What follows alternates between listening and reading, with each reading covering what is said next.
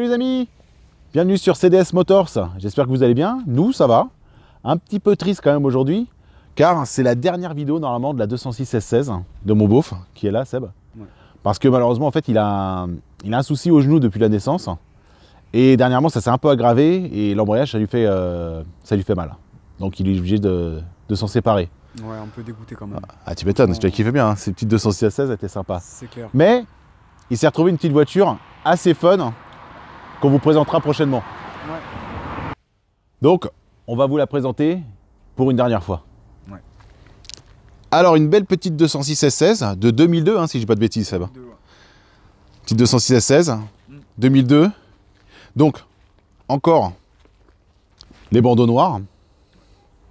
Par rapport aux phases 2, ou donc aux dernières là. Parce qu'en fait, à ce que j'ai compris, il y a phase 1, phase 1,5, phase 2 et carrément phase 3, je crois peut-être, enfin, bref, où il y a à la fin le petit aileron, les bandeaux peints, et bah je crois que c'est tout, et les feux phase 2 évidemment, feu phase 2 et arrière phase 2 à la fin quoi. Donc là c'est vraiment une phase 1, phase 1,5, non, ouais, phase 1 parce qu'il a quand même le câble d'accélérateur à la main, à pied et tout, vraiment. Soi-disant les plus fiables. Donc voilà, une petite, avec le bleu, comment ils appellent ça, bleu bleu iceberg, non non, c'est pas ça. Comment merde. Si je sais plus. Iceland, non? Bleu Iceland, gris Iceland. Gris Iceland, voilà. C'est bleu hein, pour moi. C'est un gris bleu. Ouais. Voilà. Donc 206 S16, bandeau noir. Moi, j'aime bien les 206 S16. Surtout celle-là avec les jantes en 16. Ça lui donne un joli petit charme. Mais le truc que je reproche aux 206 S16, c'est quand même un petit côté trop simple. Trop simple.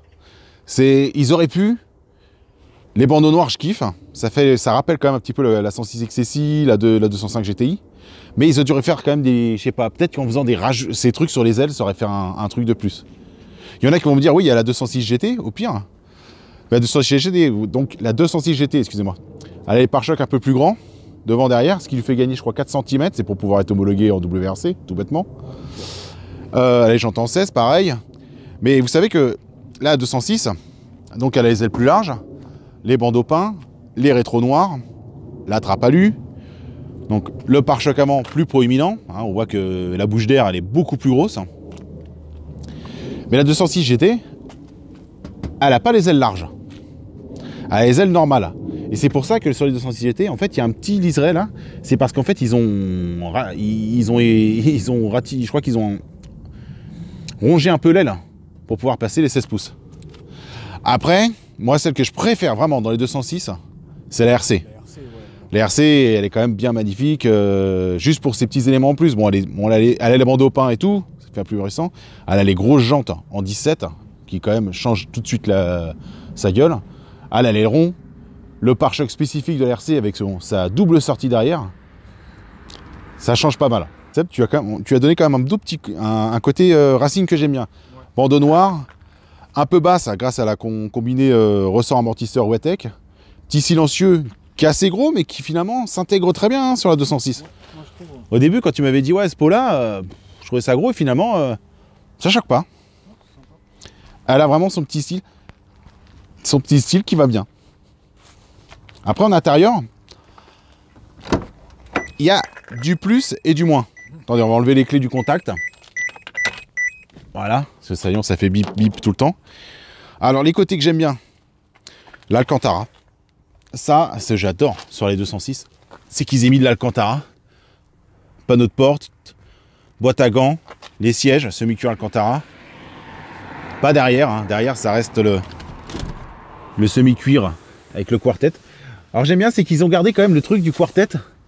Comme les 106 XSI, 205 GTI, 300 GTI, le quartet typique au Peugeot. Sport, on va dire, entre guillemets. Ça, c'est sympa. Bon, les sièges, ça reste des sièges baquets. Il y a un peu de maintien. C'est pas non plus des sièges baquets faits pour faire la course. Hein. Voilà. Après, les petites touches alu, les poignées. Les petites touches alu, ouais, comme je vous dis, les petites prises d'air, etc. Joli petit pédalier. Je sais pas si on le voit bien. Attendez, hop. Qui est vraiment sympa. J'aime bien. La touche que j'aime bien, c'est ce pommeau en alu. Bon, l'hiver, on se gèle les mains dessus. Mais quel plaisir de toucher un petit levier en alu. C'est tout de suite, on se sent dans un petit côté racing. Voilà, les compteurs qui sont un blanc métallisé, en fait un peu blanc-gris, mais voilà, c'est sympa quand même. Ah, ça, moi, j'ai adoré dès le départ. Ouais, c'était ton truc, hein, t'as kiffé. Le volant aussi, en cuir en cuir avec les points, c'est sympa. Voilà, après, il est bien équipé hein, quand même. Hein. Phare auto ici, essuie-glace auto, le petit ordinateur de bord. Voilà, bon, il n'y a pas de régulateur de vitesse parce qu'elle accorde l'accélérateur à câble. Mais bon, c'est moins de soucis. Les rétroviseurs électriques. Sinon, ouais, la clim auto, c'est assez bien équipé. Hein. Vite électrique, automatique au conducteur. C'est assez bien équipé, ça, à pas se plaindre. Après, le côté négatif que j'aime pas dans les 206, c'est... Ah ouais. Là, ça me fait penser à la chanson, le plastique, c'est fantastique. C'est pour gagner du poids. C'est, ouais, gagner le poids, ouais, c'est ça. Ouais. Surtout, franchement, là, ils ont abusé Peugeot sur ce délire-là, c'est le plastique, c'est faux. Non, doucement le plastique. Ouais. Voilà, je vais vous montrer le moteur, mais quand on voit donc le contour qui a 6, même avant 6.5, hein, si vous regardez bien 6.5, 6.2, le début de la zone rouge commence à se pointiller, on sait déjà que c'est un moteur qui va pas prendre du régime de fou. On va aller le voir d'ailleurs. Le voilà, le EW10 J4. Le 2,16 litres, tout bêtement, qu'on retrouve dans beaucoup de voitures. T'as abusé quand t'as fait le niveau d'huile, je t'ai dit remettre de l'huile, t'en as mis partout, c'est qui t'a mis un coup. Ah, il est pas au top, mon beauf. Hein. Ouais, non, c'est quoi, des fois. Ah, il va pas rouiller, hein. Tu mets de l'huile un peu partout quand tu fais le niveau, toi. Ça protège. Ouais, ça protège. Donc voilà, dans le EW10 J4, tout simple, hein, qui fait donc dans les 137 chevaux à peu près, parce qu'en fait, j'arrive pas à comprendre sur les 206, ils annoncent plein de chevaux entre 134, 136, 137, enfin bref, à 6000 tours minute. Donc vous voyez bien que, en fait, il sort ses chevaux et en fait, ça c'est si on va chercher le rupteur, ça y va, mais on sent que hop, et puis avant le rupteur, ça lâche un peu. Mais bon, beaucoup moins maintenant, grâce, ne serait-ce que en ayant libéré un peu l'échappement et surtout l'admission. Donc on a mis un petit filtre BMC là-dedans. Et la boîte à air, on voulait l'augmenter grave. Et d'ailleurs, le radiateur avait été décalé. Vous voyez, en fait, tout a été décalé. Vous avez vu dans les autres vidéos. Et faire une grosse prise d'air là. Donc, il y a juste la petite prise d'air d'origine qu'on a décalée de l'aile et qu'on a mis en façade. Et franchement, si vous en avez une, c'est le truc à faire d'office. Ouais. La voiture, elle se métamorphose. Vraiment, c'est un truc de fou. C'est un peu comme quand on met une boîte à air sur une 106 à 16. C'est le jour et la nuit. Ça gagne vraiment pas mal de pêche. Après voilà, donc 19 pets de kilo de couple à 4100 tours minute. Après, c'est un moteur qui... Comment vous dire? Il marche bien. Ça, il n'y a rien à dire. Franchement, ça se déplace bien. C'est une petite sportive. Mais il manque un petit côté de niaque. On sent il manque le petit... le petit énervement qui te ferait kiffer encore plus. Voilà. Après, niveau perf, d'origine, hein, donc sans améliorer ne serait-ce que la mission, parce que je pense que ça doit quand même bien aider.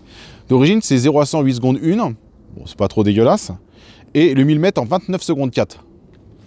Ce qui est honorable, ça reste une 206 et 16, hein, c'est pas non plus, on n'est pas sur la RC, c'est la petite sportive. Moi, sur le 400 mètres, je crois que t'es à 15 et des patates. Hein. Sur le 400 mètres, 15 quelque chose fait mal, faudrait que je vérifie. Sur le 400 mètres, ouais. Après, c'est les sensations dans la voiture qui sont juste terribles en fait. Après, la 206 S16, c'est un moteur donc bien coupleux, parce que de toute façon, quand on regarde, c'est du 85 sur 88, donc c'est un moteur qui est quand même assez typé longue course. Donc on sait déjà que ça ne va pas aller chercher les régimes. Avec ces petites jantes en 16, d'un coup les freins en 266 paraissent limite légèrement petits, et ben j'ai été super surpris. Ça, elle freine, là il y a juste 4... Il y a les flexibles aviation et du liquide DOT 5.1 avec une bonne purge, et ben ça freine super fort. Franchement, ça freine vraiment très bien. Je sais pas si en endurance, ça... Je vous disais, je sais pas si en endurance, ça tient à mort le coup, parce qu'elle a jamais fait de circuit, mais ne serait-ce qu'en attaque, petite route, pendant un quart d'heure, elle a jamais... Ouais, elle a jamais, hein. Elle a jamais lâché. Hein. Bon, on va aller faire une petite balade quand même avec, pour montrer aux gens qu'est-ce que ça donne un peu sur route. Allez, action.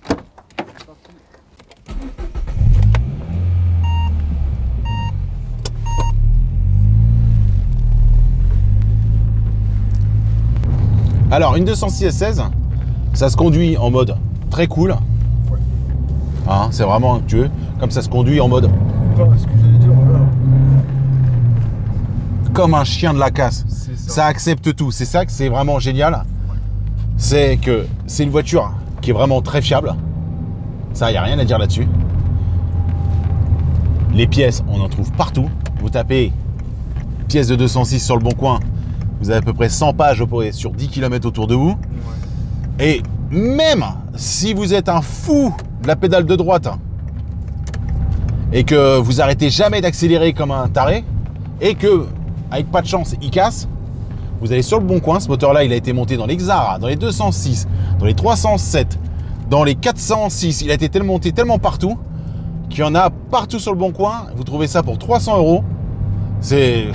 on s'en fout. Limite, on a envie de la signer tout le temps parce que ça se trouve partout le moteur. Ouais, puis c'est un plaisir. En fait. Voilà. Marche pas mal. Hein.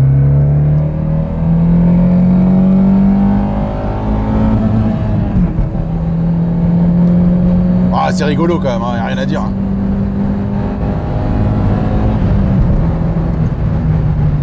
Niveau freinage, franchement, elle me choque. Hein.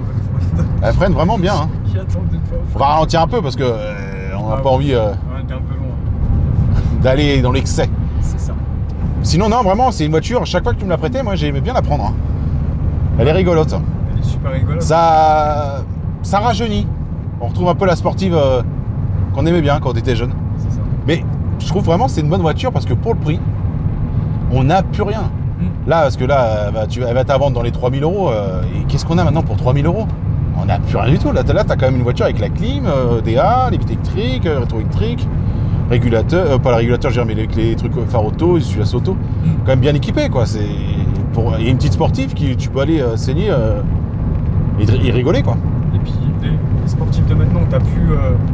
C'est pas. Les sportifs de maintenant, c'est pas. Ouais, maintenant, il n'y a plus le même comportement. Oui, en parlant du comportement, c'est vrai que moi, quand je la prenais, le train avant, il est vraiment bien. Ouais. Surtout que là, en amortisseur WETEC avec les ressorts courts et tout, elle a un bon petit train avant. Après, le train arrière, il est peut-être un peu trop vif et précis, tu vois. Comme le train avant, il est vif et précis homme lock, mais il est peut-être un peu trop expressif, le train arrière. On va dire ça, il est dans l'excès un peu. Mais c'est son caractère, c'est fait un peu exprès. En fait, ça, si on le sait pas, une personne lambda, elle prend un virage, elle met un coup de frein, wouh, le train arrière il bouge. Voilà, elle peut se faire surprendre. Mais quand on le sait, bah c'est limite un gain parce que ça nous aide à placer la voiture. C'est ça. Voilà, après, c'est ça, on pense, c'est une voiture vraiment que tout le monde peut prendre. Juste, il faut se méfier au train arrière. Moi, au début, je me suis fait un petit peu, comment dire, un petit peu peur.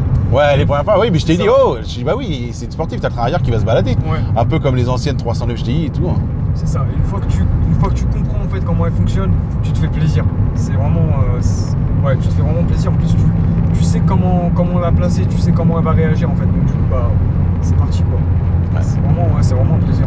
Voilà, température d'eau, température d'huile. Voilà, 90 degrés, jamais elle monte. Hein. En général, même en l'habitant, je crois qu'on est monté un ch'touille au-dessus de 90 un jour. Ouais, bah alors, voilà. Ouais. Après, c'est vrai qu'elle tourne tout le temps avec de la bonne huile, hein, de la Shell en 540 synthèse et tout. Ouais. Nous, on a toujours fait tourner correctement. Et puis pas de butage à froid aussi. Ah ouais, bah non, mais non. C'est essentiel parce que. Bah oui, ça c'est de la logique limite. Ouais, après, voilà. Franchement, moi, ce que j'aime bien, c'est le petit pommeau en alu. Ouais. C'est tout de suite sportif. Non, elle reprend bien. Hein. Non, c'est là, on sent que la libération de la boîte à air, ça a changé. Hein.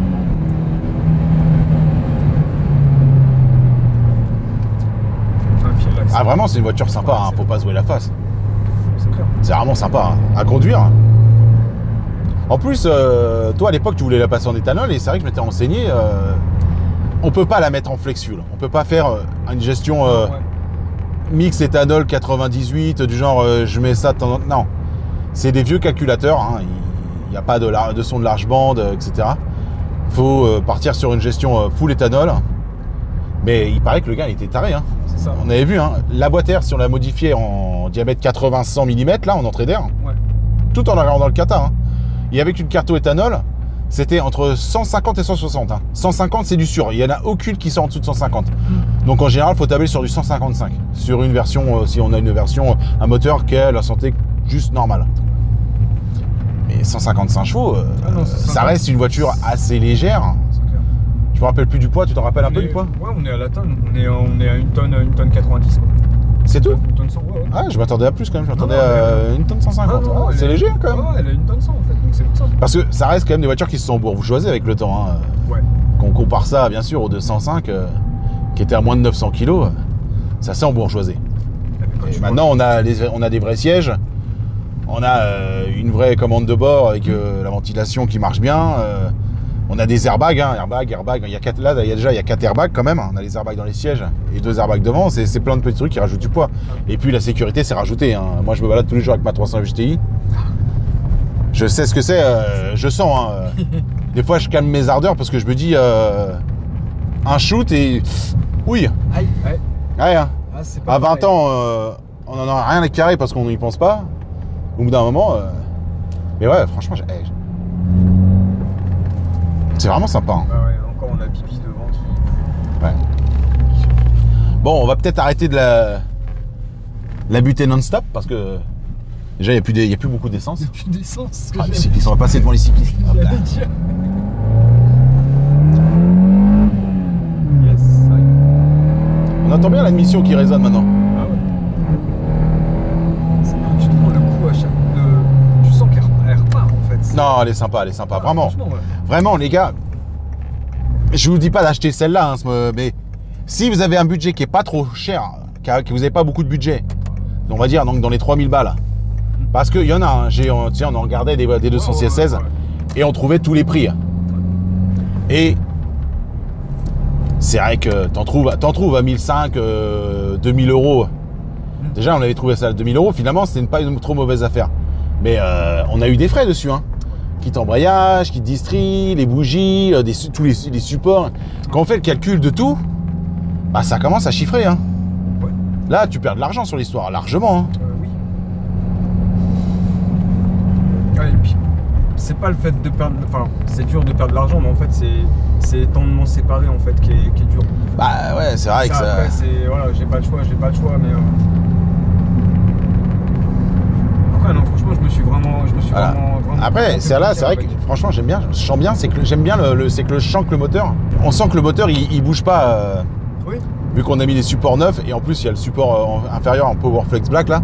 J'aime bien, quand on passe les vitesses, on sent pas le moteur blum blum, il est bien rigide. Non là, c'est vraiment une bonne voiture. Si on n'a pas trop de budget, on se balade dans les 3000 balles, cherchez bien parce qu'il y en a beaucoup à vendre, donc ça sert à rien de se jeter sur la première qui vient. 206 SS, c'est vraiment pour moi un très bon choix.